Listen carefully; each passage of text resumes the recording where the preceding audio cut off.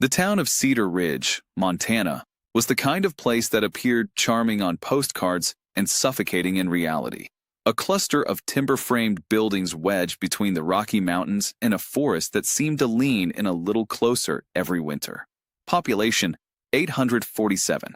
The kind of town where everyone knew your name, and most of them would use it to talk behind your back.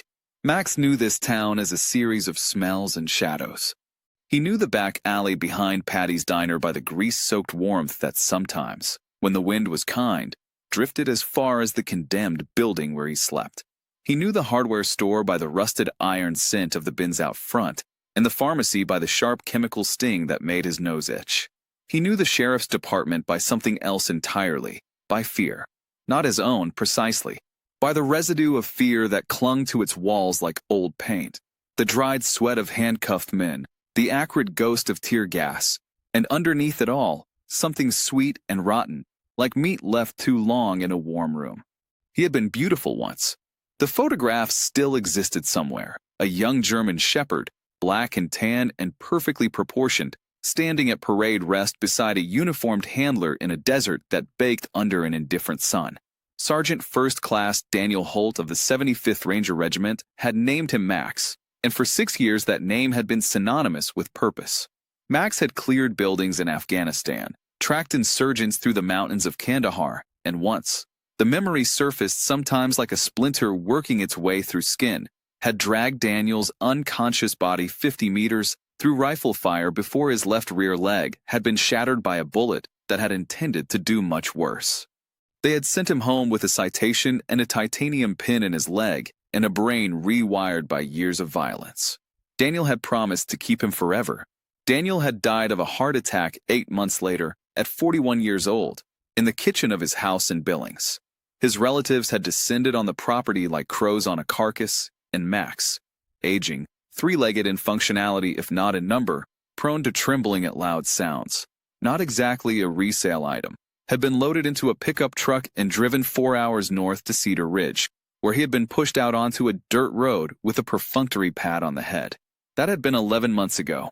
Now Max was 8 years old, his black and tan coat thinned to a dull, matted patchwork, his ribs visible through it like the ruins of a fence. The titanium pin in his left hind leg made his gait asymmetric, a rolling, compensating stride that looked like arrogance to people who didn't know better. His amber eyes had lost none of their intelligence, though they had gained a weariness that sat heavy in them, like sediment at the bottom of a clear jar. On a Tuesday morning in late January, Sheriff Dale Miller had spotted him rooting through a trash can behind the gas station and had kicked him twice. Once in the ribs, once in the haunches, with steel-toed boots, laughing when Max had yelped and scrambled away. "Next time I see you, I'm putting you down personally," Miller had called after him, and something in the man's voice had told Max that this was not an idle threat. Max knew the scent of a man who meant what he said.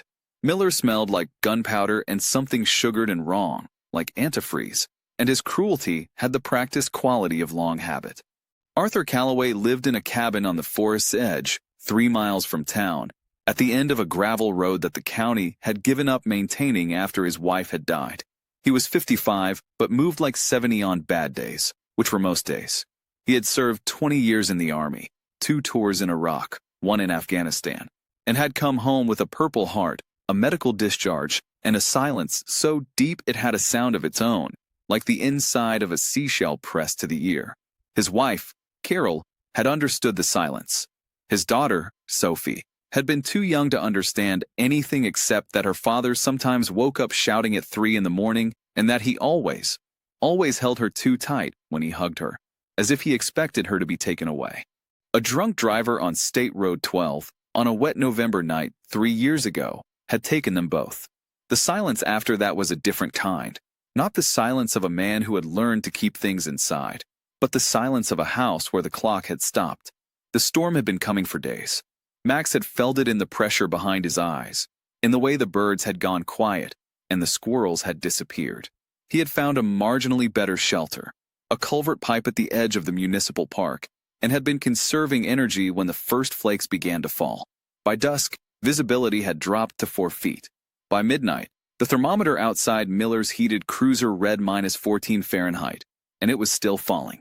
It was nearly 10:30 when Max heard the truck.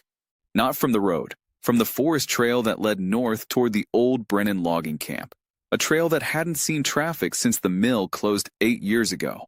Max raised his head, ears rotating independently, triangulating. Engine noise, diesel, one vehicle, moving fast on a road that didn't reward speed. Then the engine cut out. Then voices. One female, high and thin with fear. One male, low and blunt, the kind of voice accustomed to not being refused. And then Max smelled the blood. Not fresh blood. Something older and darker and more absolute. The specific iron-copper stench of violence that no amount of cold could entirely suppress. The smell Max had learned in the caves of Kandahar and had never forgotten. He was moving before he had consciously decided to move, his asymmetric lope carrying him silently through the snow toward the forest's edge. He crouched behind a deadfall pine at the tree line, invisible in the darkness, and watched. The truck was a black Ford F-250, no plates visible under the snow accumulation. Its headlights were off. A woman stood in the yellow beam of a flashlight, her back pressed against a birch tree. She was young, late 20s, dark hair plastered to her face with snow and what might have been tears, and she was holding a bundle against her chest with the fierce, locked-arm grip of someone who knows she is about to lose something and is determined to lose it as slowly as possible. The man in front of her was Sheriff Dale Miller, and he was not wearing his uniform. "Give it to me," Miller said. His voice was flat. The flashlight was in one hand. The other hand held a semi-automatic pistol, pointed at the woman's sternum with the casual steadiness of long practice. "Give me the phone, Emily. The card. Everything. I already sent copies," the woman said. Her voice shook, but her arms, around the bundle, did not. "Destroying it won't do anything." "That's a lie, and we both know it." Miller took one step forward. "You haven't talked to anyone. I know everyone you would have talked to. You're alone." Max watched Emily's eyes drop to the bundle she held. And then, in a sequence of movements so deliberate and so terrible in their clarity that Max would carry the memory of them like a shard of metal in his chest, she turned her back on Miller, faced the forest, and thrust the bundle into the hollow of a dead oak tree that gaped black at the base of its trunk. She pressed something small into the wrappings, a tiny motion, quick as thought. Then she turned back to face Miller. "Run," she said. Not to Miller, to the forest. The shot was very loud. Emily slid down the trunk of the birch tree, and the forest went absolutely quiet in the way that only happens in the aftermath of something that cannot be undone. Miller stood over her for a moment. The flashlight beamed a merciless spotlight. He was breathing hard, but his hands were steady. He was the kind of man who became calmer in violence, as if it answered some chronic agitation inside him. He searched her pockets, took her phone. He looked at the oak tree for a long moment, then looked at the snow falling steadily through the flashlight's beam. He could not have known about the bundle. He could not have heard the small sound of a sleeping infant above the wind. Max could. Max did. Miller walked back to his truck, unhurried, and drove away into the storm. The taillights were two red eyes, dwindling, and then the forest took them. Max waited 17 seconds, an eternity, then moved to the oak tree. The infant was 6 months old, dressed in a yellow fleece onesie beneath a wad of wool blanket, and he was already dangerously cold. Max pressed his nose against the small face and felt the faint warmth of shallow breathing. Alive. The infant stirred at the touch, made a small, voiceless sound, too cold, too depleted for a full cry, and opened eyes that were the unfocused indigo of early infancy. Max had never been trained in infant rescue. There was no protocol for this in his operational history, but there was something older than training that moved through him now, something that had nothing to do with commands or rewards, a simple, absolute fact that registered in his nervous system with the clarity of a North Star. This small creature was alive, and it was his job to keep it that way. He took the edge of the blanket very gently in his teeth. The abandoned Brennan logging cabin was 3/4 of a mile from the oak tree, set back from the trail in a small clearing that was invisible from the road in summer and doubly invisible now under 2 feet of snow. Max had sheltered there once, briefly, in October, and some deep navigational faculty had filed the location away. He had been a military working dog. He had been taught to remember terrain. He had not been taught to carry an infant through a blizzard with a compromised left hind leg and an empty stomach, but he did it. The journey took 40 minutes. He kept the bundle close to his chest, crouched against the ground when the wind gusted, paused to check the infant's breathing every 100 meters with the methodical regularity of a field medic running a vital signs check. The cold was extraordinary, not merely cold as a sensation but cold as a presence, a dense, pressing antagonist that worked at every gap in his fur and sank into his joints like iron rods. The ice crystals that had formed in his coat scratched at the wound scars that latticed his flanks, and his bad legs screamed at him through every step across the uneven ground.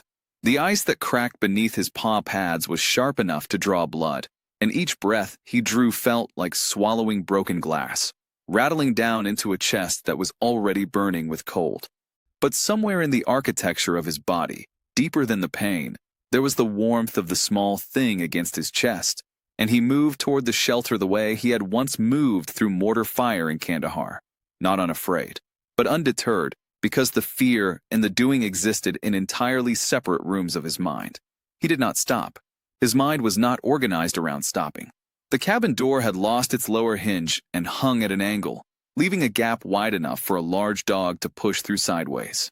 Max maneuvered through it with careful, cramped movements, keeping the bundle elevated, and stood for a moment in the darkness, assessing. The interior smelled of old wood and rodent and ancient engine oil from the rusted chainsaw parts stacked against one wall, but it was out of the wind, and in the northeast corner. Max tested the air carefully. There was the faintest residual warmth from whatever sunlight had penetrated the single cracked window during the day. He went to the corner. He curled himself into the tightest possible circle, tucking his tail around his nose, and arranged the infant in the curve of his abdomen, in the hollow between his chest and his drawn-up legs. He positioned the infant's face below his chin, where his exhaled breath would create a microclimate of fractionally warmer air. Then he placed one foreleg over the bundle, not pressing, just covering, and he waited. The first night was the hardest. Max licked the infant's face and hands periodically, not from sentiment, though perhaps that was part of it too, in some wordless register of his nervous system, but because the friction of his tongue created heat, and because the licking stimulated circulation in the small, blanched extremities. The infant responded with the mute persistence of the very young, whimpering, rooting at Max's fur with blind insistence in search of something Max could not provide, then subsiding into an exhausted, shallow-breathing stillness that Max monitored with the intensity of a guard on a one-man watch. He was very hungry. By the second morning, his hunger had moved past the cramping stomach stage into something quieter and more dangerous, a slow metabolic dimming, his body beginning to make difficult prioritizations. He could hear the wind still roaring outside. He could hear nothing else. No voices, no engine sounds, no search helicopters. He stayed in his corner. The infant slept more than seemed healthy and cried less than was right, and Max understood this, on some level of animal instinct that predated language, as a bad sign. He increased the frequency of his licking. He adjusted his position so that more of his body's surface was in contact with the infant. The titanium pin in his leg radiated cold, and he shifted his weight to reduce its contact with the infant's warmth, accepting the increased pain in his hip as a simple operational parameter. The ice on his coat did not entirely melt. It became, over the first day, a kind of armor, a thick insulating crust that was paradoxically effective at reducing heat loss from his outer fur, sacrificing surface temperature to protect the core. He breathed slowly and deliberately, conserving energy, every system turned down to the minimum necessary to sustain 2 lives. On the second day, the infant stopped making any sounds at all. Max pressed his deepest attention against the bundle and heard the heartbeat, slow but present, steady, in the way that tides are steady, committed to their rhythm by a force larger than weather or cold. He licked the infant's forehead. He licked its hands. He pressed himself closer, redistributing the last reserves of his body heat with the mathematical precision of a man who knows exactly how much money is left and how long it must last. He thought, in whatever way a dog thinks, not in words, but in sensation and association and something close to intention, of Daniel, of desert heat and the smell of sand and Daniel's hand on his head in the evenings, the slow, heavy strokes that had communicated, with more fidelity than language, something that might be called love. He thought of the moment in Kandahar when everything had gone wrong in 3 seconds. The blast, the spinning world, Daniel's body flat on the ground. And the thing that had driven him forward through the fire had not been training, but something underneath training, something that did not have a name in any human language, but that felt, from the inside, like gravity, the simple, irresistible pull toward the thing that mattered. The infant was what mattered now. The infant was everything that needed protecting, and Max was everything that could protect it, and those two facts were sufficient. On the third day, the wind dropped. Max heard the voices long before they reached the cabin, the creak of snow under heavy boots, the clank of equipment, the faint static of radio communication. He heard multiple people approaching from the south. He raised his head from the bundle, and his nostrils worked the cold air coming in through the broken door. Strangers, synthetics, Gore-Tex and nylon, and the chemical warmth of hand warmers. Coffee and exertion. And underneath all of it, one scent distinct from the others. Wood smoke and gun oil, and something earthier, like forest floor after rain. A veteran's scent. And a second set of footsteps, approaching from a different direction. Lighter, more deliberate. A single person who was not with the group. A person who smelled of antifreeze and gunpowder and the specific sweet-rotten corruption that Max had cataloged 11 months ago in an alley behind a gas station. Miller. Max growled, low and warning, and positioned himself more firmly over the infant. His bad leg trembled. His vision had narrowed at the edges, the way it does when a body has been pushed past its limits. But his eyes were fully open, and his teeth were fully present, and his will, the thing that had carried him 50 meters through rifle fire in the mountains of Kandahar, was intact and entire.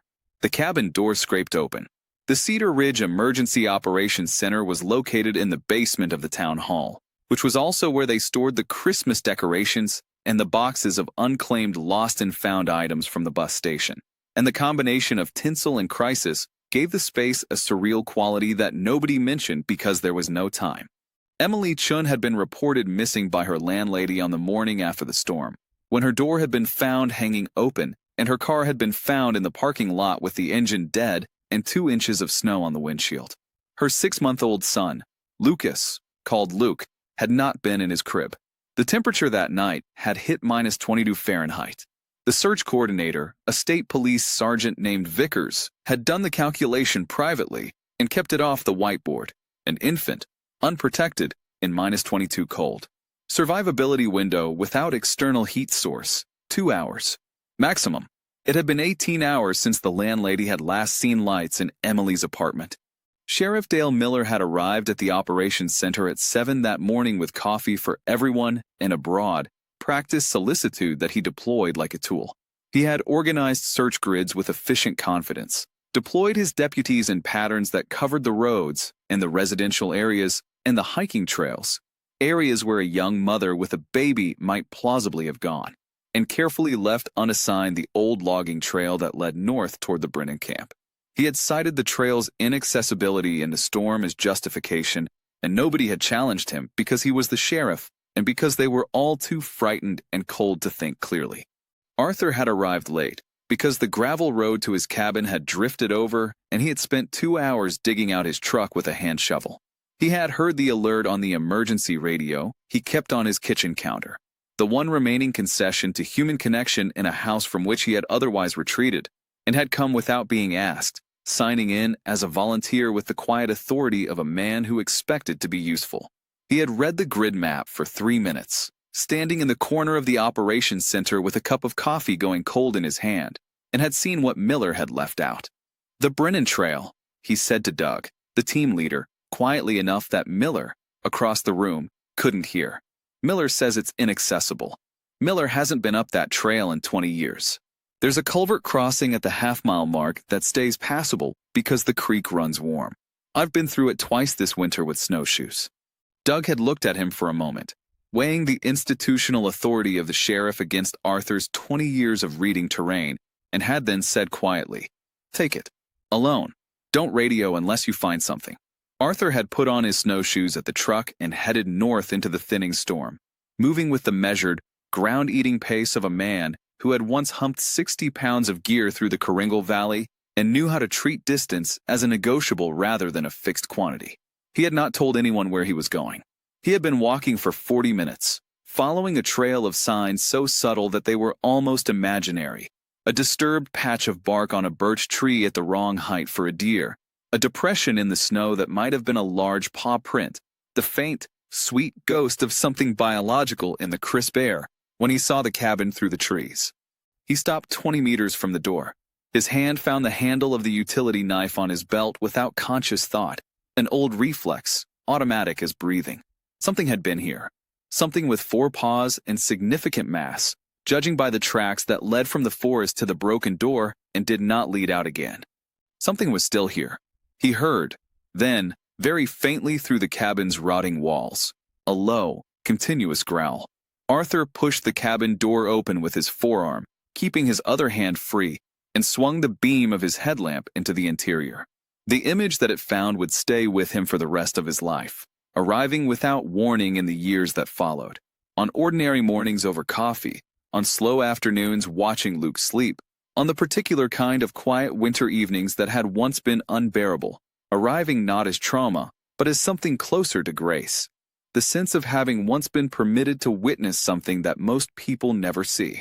In the northeast corner of the abandoned cabin, barely visible under a thick exoskeleton of ice-furred fur, a German shepherd lay in a tight defensive curl.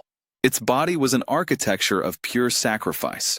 Every limb positioned not for its own comfort, but to maximize the envelope of warmth around the bundle pressed against its abdomen. Its coat was so thoroughly rimed with ice that it resembled a statue, something carved rather than living. Its breathing was visible only as the faintest, most intermittent tremor of its flank.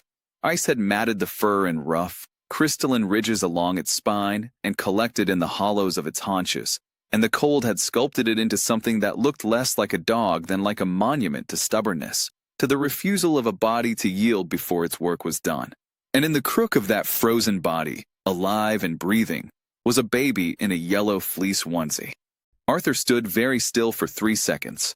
Then he sat down on the floor, not because he chose to, but because his legs ceased to hold him. He was not a man who cried easily. He had not cried at his wife's funeral, or his daughter's, because the grief had been too large for crying. A geological event, not a meteorological one, something that didn't rain, but simply became the new terrain you lived in. He had not cried in Iraq, or Afghanistan, or in the VA hospital, or in the endless ordinary nights since. He had a scar somewhere in his emotional architecture that had prevented it, a callus formed over the place where feeling lived. It cracked now, simply and completely, like ice over a spring thaw. He pressed the back of his hand against his mouth and breathed for a moment. Then he reached for his radio. The dog's eyes opened. They were amber, and they were full of a focused, depleted, absolutely unwavering intelligence, and they were pointed directly at him. The growl that had been simmering in the dog's chest rose slightly in volume, not aggression precisely, but declaration. A statement of terms. Arthur sat absolutely still and let the dog look at him. He was wearing his veteran's service jacket, warm, practical, heavy with the particular biography that such garments accumulate. On the left shoulder, the unit patch of the 82nd Airborne, faded with many washings. Below it, the combat infantryman badge. Below that, a small, informal emblem that veterans sometimes stitched onto their gear. Not official, just known. A stenciled silhouette of a soldier and a dog, side by side. Max saw the emblem. He had seen it before. Daniel had kept a version of it on his locker door. Max's handler at the K9 unit had worn a patch nearly identical.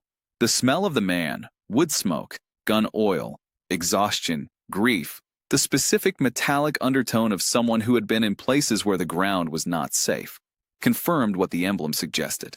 The growl faded. Max lowered his head, not in submission, but in exhaustion. The act of holding watch for 3 days had used the last of something, and now that something else was here, something that smelled like a soldier, like Daniel, like the kind of human you could trust with the thing that mattered.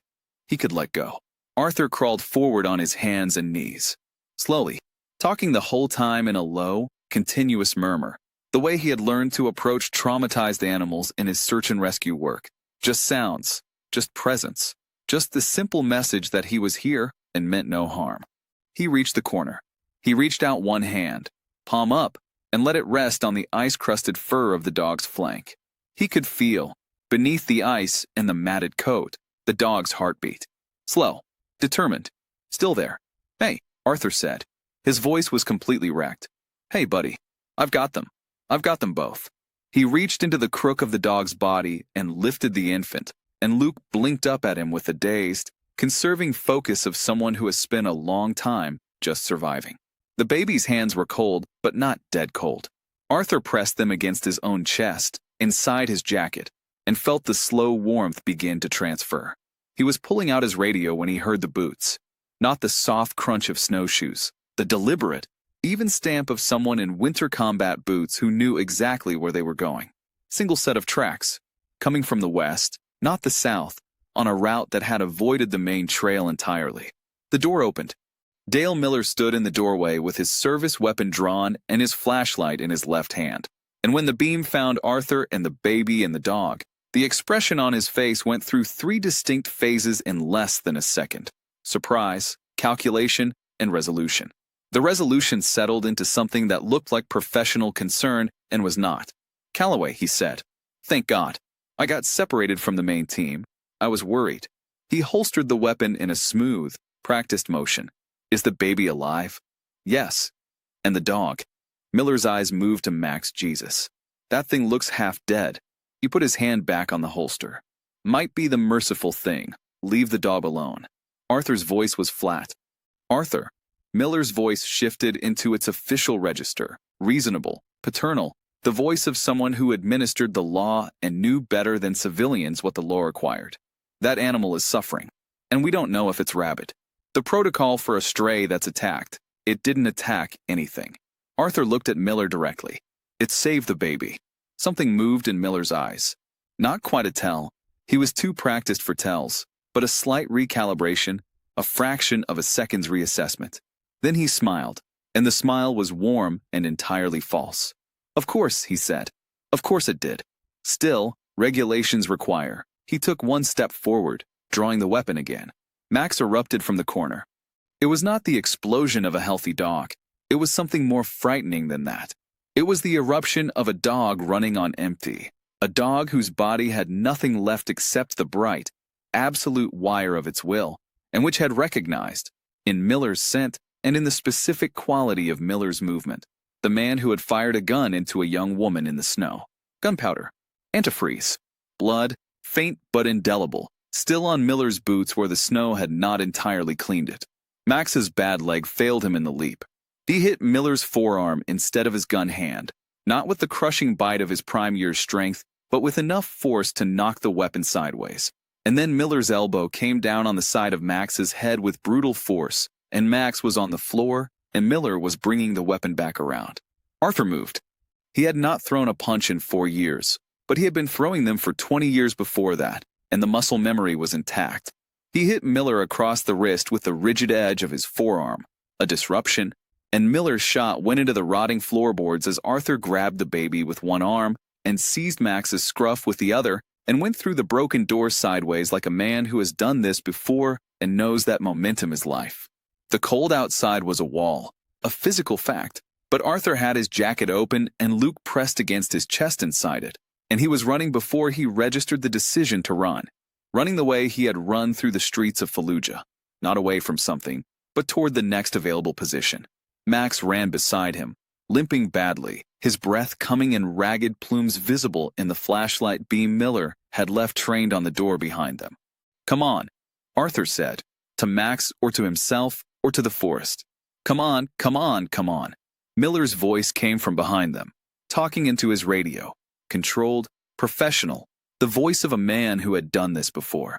He was calling it in as a kidnapping, a disturbed veteran, a dangerous stray.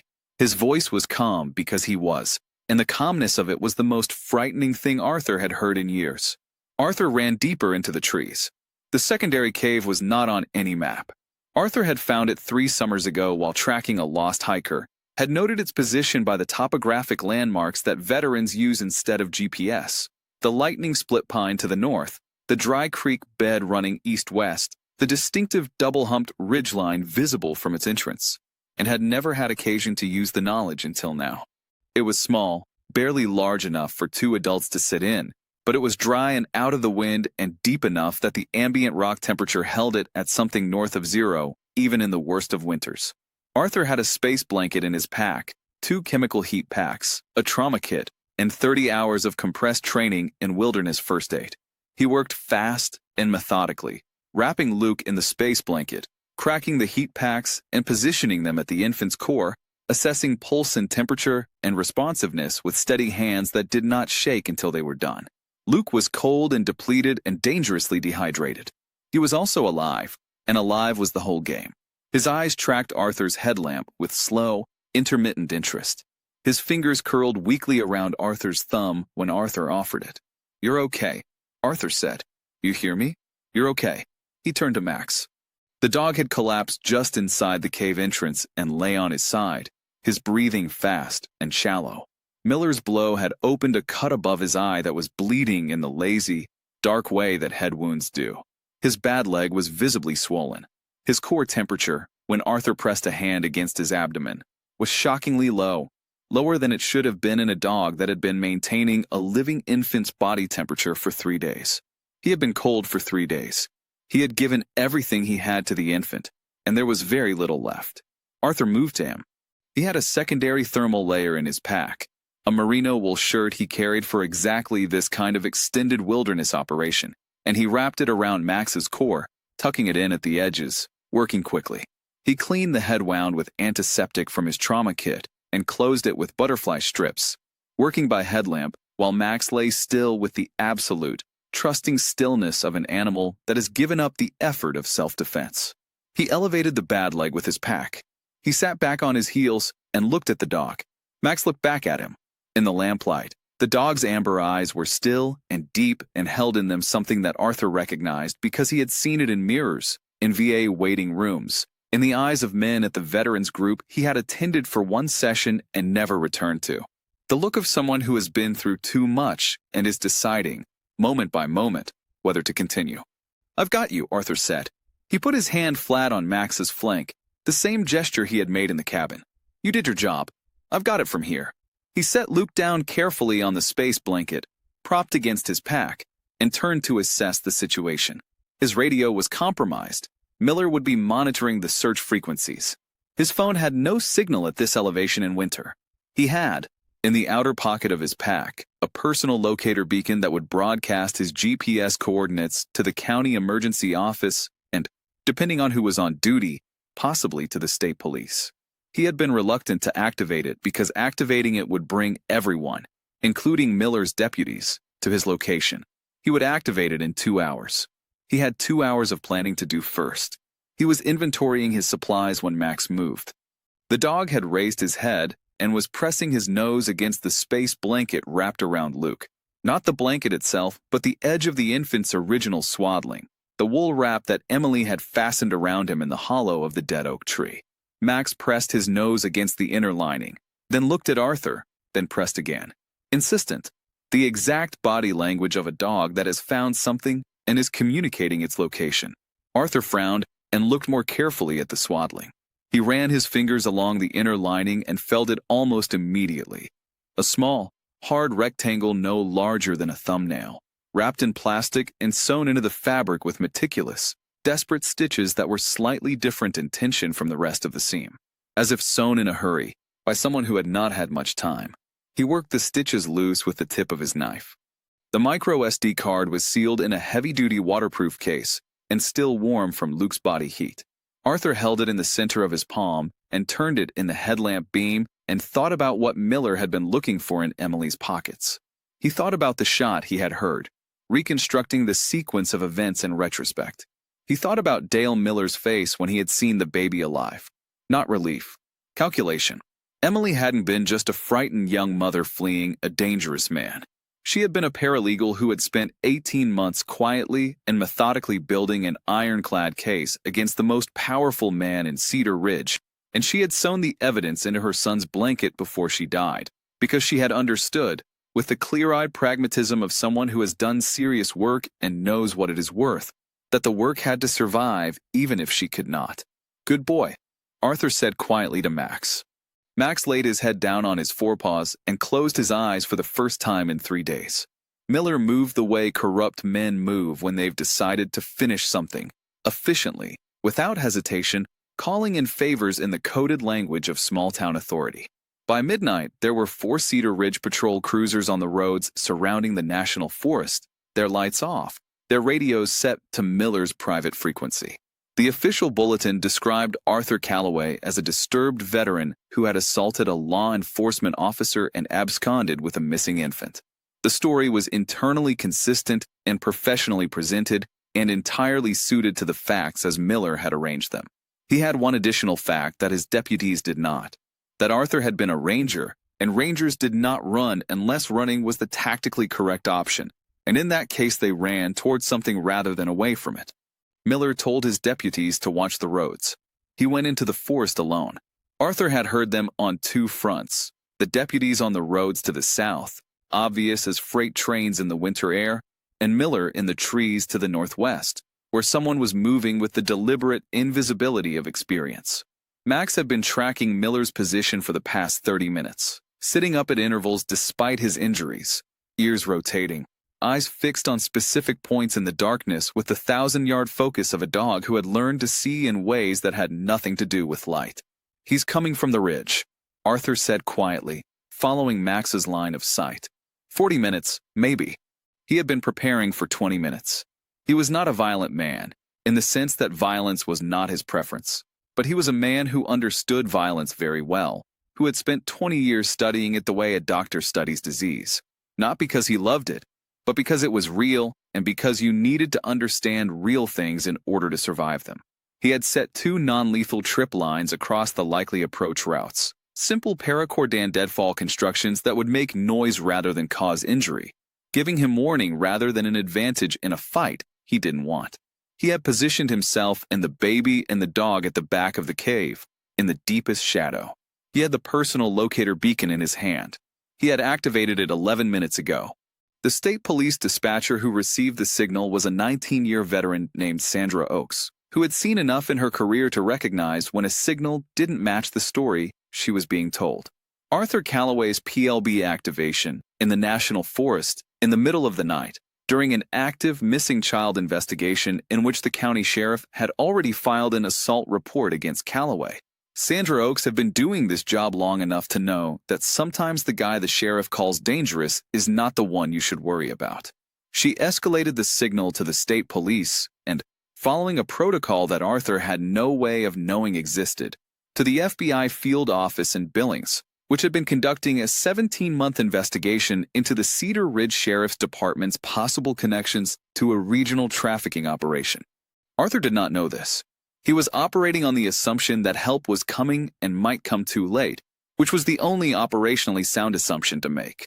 Max's trip line hit at 37 minutes, a sharp crack of falling wood from the northwest, followed by the brief sound of a man catching himself, the suppressed impact of a boot in snow.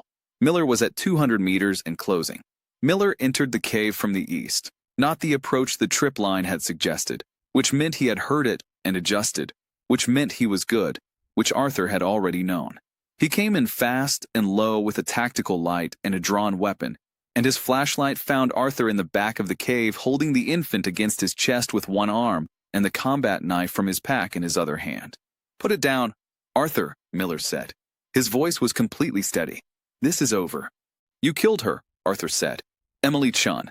You drove her out to the logging trail in the storm, and you shot her.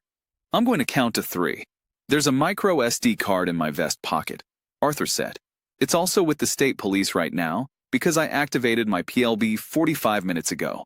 Whatever you do in the next 30 seconds, the files on that card are already in federal hands." Miller's flashlight did not waver. His weapon did not waver. But something in the quality of his stillness changed, a subtle, almost imperceptible shift, the shift of a man recalculating a problem he thought was solved. "1," he said. 2 hours of video. 3 years of financial records.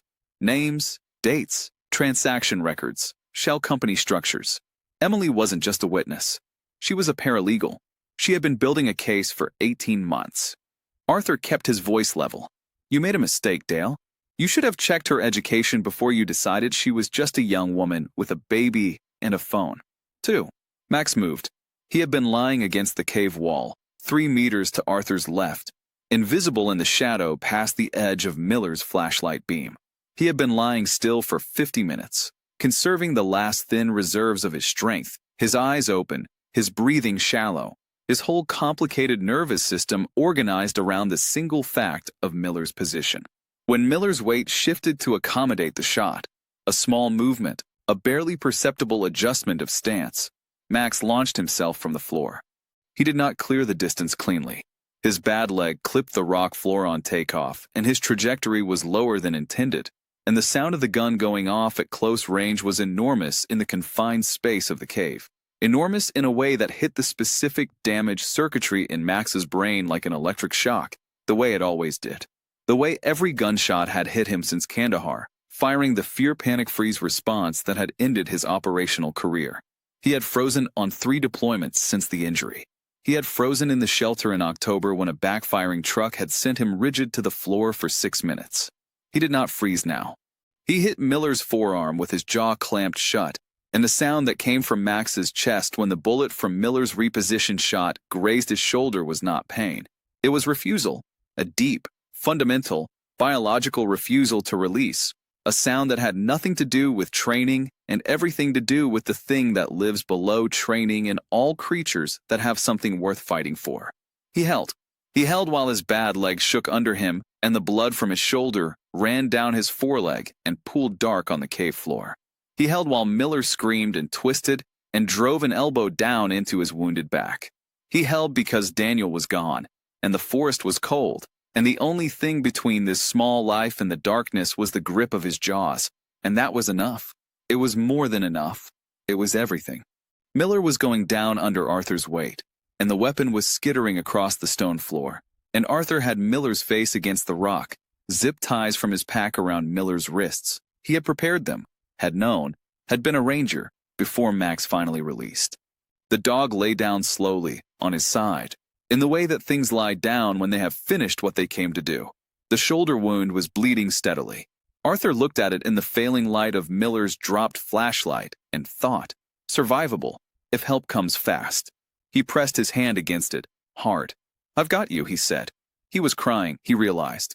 He hadn't known he was crying until the tears hit his hand, warmer than the air. "You hear me? I've got you. Stay with me." Max's eyes were open. His tail moved, once, against the cave floor. The first helicopter arrived 22 minutes later. The FBI agents who entered the cave first found a 55-year-old veteran kneeling on a rock floor in -15-degree cold, one hand pressed against a wounded dog's shoulder, and the other holding a 6-month-old infant against his chest, and Miller zip-tied to a stalagmite in the corner. The lead agent, a woman named Rodriguez who had been running the Cedar Ridge file for 11 months, took in the scene in 2 seconds and then looked at Arthur and said, "We have your PLB signal. Is the child safe? He needs a hospital. We have a medical team outside. Can you bring him out? The dog first." Arthur's voice did not leave room for discussion. Rodriguez looked at him for a moment. Then she turned and said, "Garrett, get the veterinary kit from the bird. Now." They airlifted Max and Luke to Cedar Ridge Memorial Hospital together. The hospital did not have a veterinary unit, and the emergency vet from the town of Havre arrived by road 20 minutes after they landed. But in the interim, the ER attending physician made a clinical and professional decision to treat the dog in Bay 3 while Luke was in Bay 5, and wrote it up afterward as emergency stabilization of a medical service animal, which was not entirely accurate, but was the kind of paperwork that happened when people were not very sorry about bending rules. Luke had mild hypothermia, moderate dehydration, and no permanent damage. His temperature, the attending physician noted in the chart, had never dropped below the threshold for serious injury, as if something had maintained it, carefully, at the outer edge of survivability for 72 hours. Max had a deep shoulder wound, 3 cracked ribs from the fall in the cave, severe dehydration, hypothermia, and a systemic exhaustion that the vet described in her notes as consistent with voluntary extended exertion in extreme cold, approximately 72 hours duration. She operated for 4 hours. She came out to the waiting room at 6 in the morning and found Arthur sitting with his elbows on his knees and his head in his hands, unchanged from the position he had been in when she had gone in. "He's stable," she said. "He's strong. The leg work is going to need a specialist, but I don't see a reason he won't recover." Arthur said nothing for a moment. Then he said, "Thank you."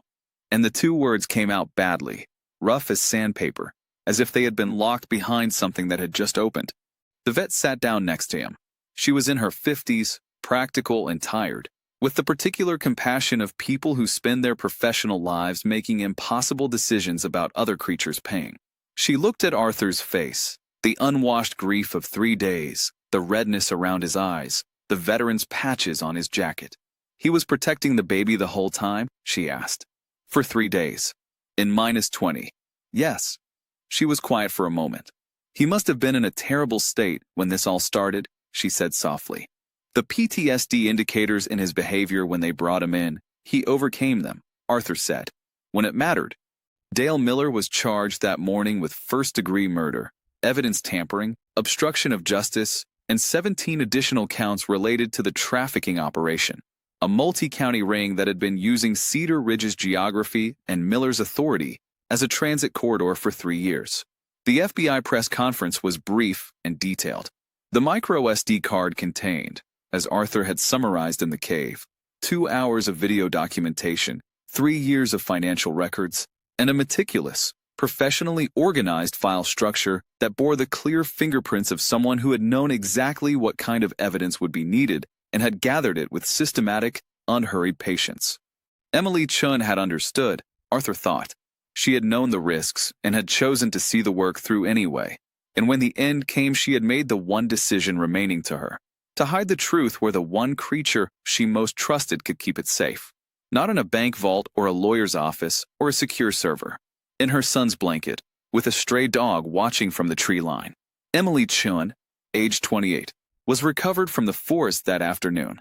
She was buried a week later, in a small ceremony attended by people from the town who had known her and people from the FBI who had admired what she had done. Luke was placed in the temporary care of Cedar Ridge Child Protective Services, pending resolution of his family situation, which, as it turned out, did not take very long. There was paperwork, which took 4 months, and there were hearings, which took 3, and there were assessments and interviews and home visits and legal filings, all of which Arthur navigated with the patient, methodical persistence of a man who has learned that the important things in life require sustained effort and cannot be rushed.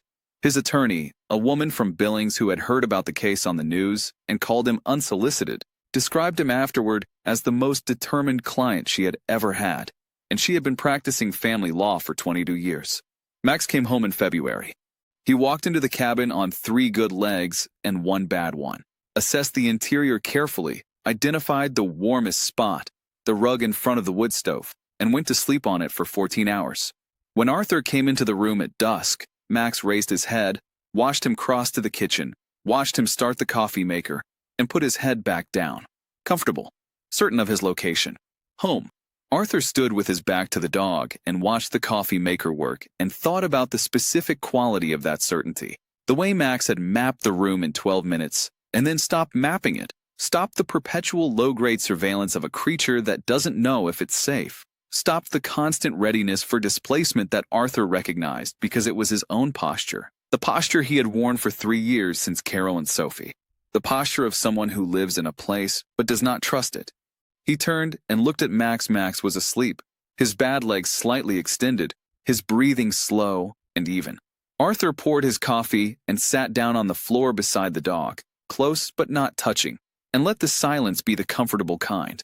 Luke came home in May, on the first genuinely warm day of the year, when the snowpack had retreated to the upper ridgelines and the meadow behind the cabin was running with snow melt, and the first green was pushing through the dead grass with the unreasonable optimism of all growing things.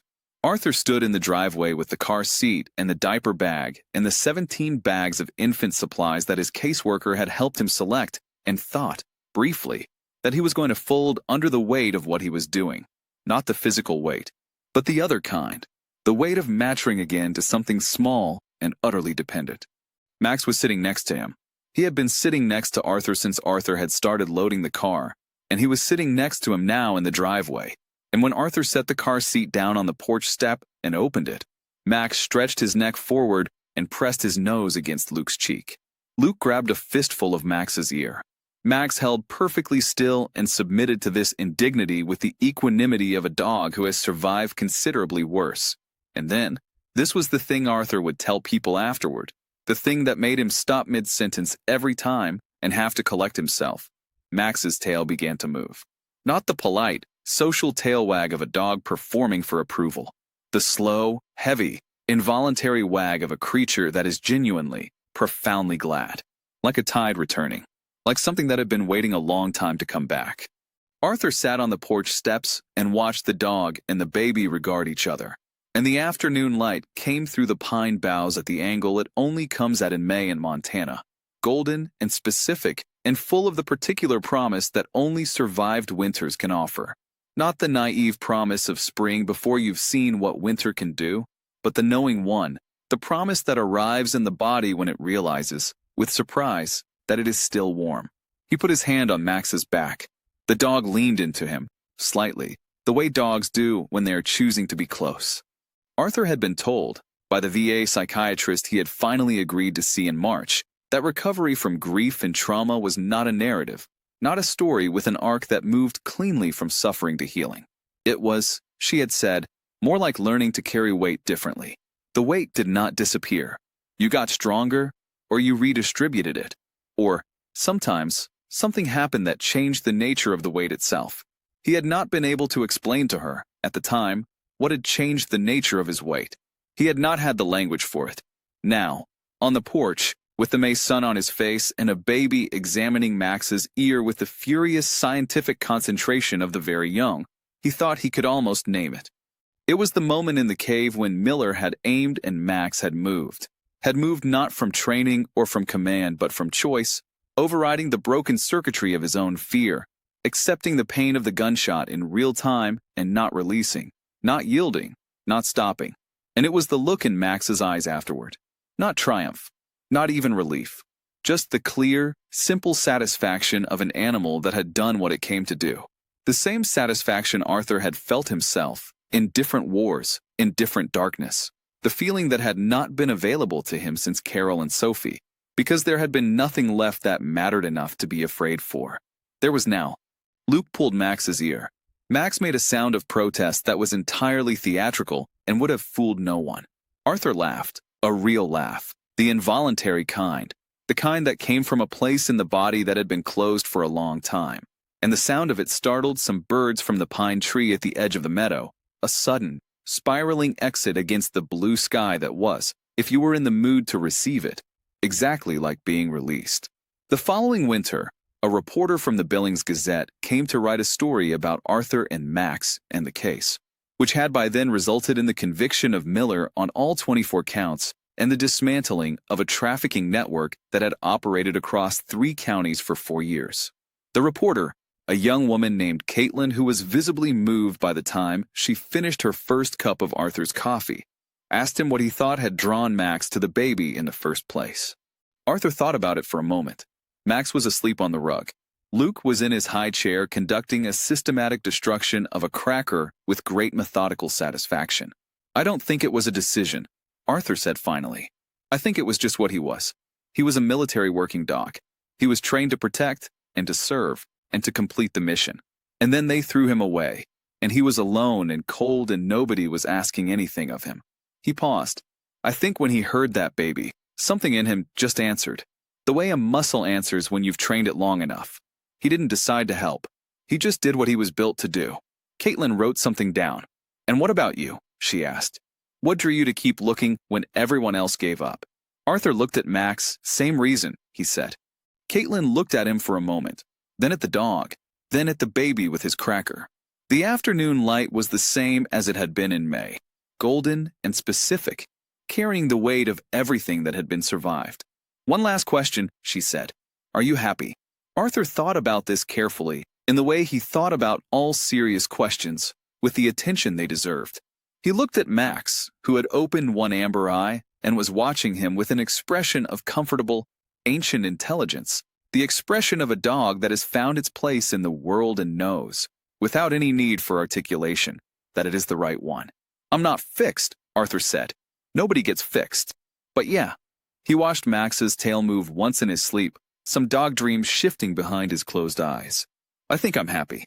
Outside, the first snow of November was beginning to fall, fat and slow and silent over the meadow, over the pines, over the world that had been so cold and was now, in this particular house, at this particular window, so irreversibly warm.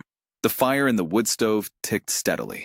Luke dropped his cracker and watched it fall with the concentrated philosophical wonder of an 8-month-old encountering gravity again for the first time. Max did not wake up. Arthur picked up the cracker. He gave it back to Luke. He sat at his kitchen table and listened to his house breathe. He did not have nightmares that night.